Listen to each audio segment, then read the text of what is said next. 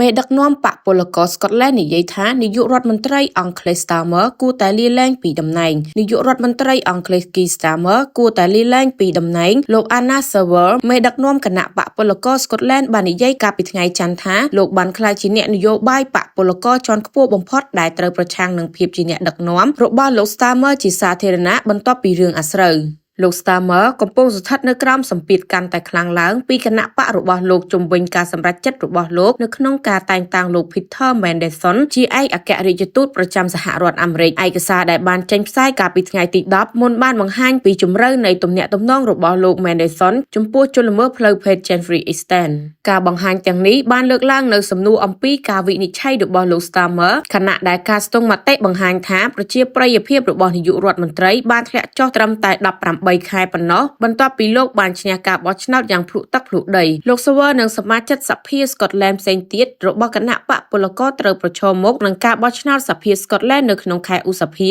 ដែលត្រូវបានគេមើលឃើញកាន់តែខ្លាំងឡើងថាជាពេលវេលាដ៏សំខាន់សម្រាប់លោក Starmer លោក Sewell បានប្រាប់សន្និសីទសារព័ត៌មានមួយថាការរំខានត្រូវតែបញ្ចប់ហើយភាពជាអ្នកដឹកនាំនៅក្នុង Downing Street ត្រូវតែផ្លាស់ប្ដូរក្នុងរយៈពេល24ម៉ោងចុងក្រោយនេះជំនួយការកម្ពុជារបស់លោក Starmer និងប្រធានផ្នែកទំនាក់ទំនងបានលាលែងពីតំណែងដែលហាក់ដូចជាកិច្ចខិតខំប្រឹងប្រែងមួយដើម្បីអនុញ្ញាតឲ្យនាយករដ្ឋមន្ត្រីគូបន្ទាត់ក្រោមរឿងអាស្រូវ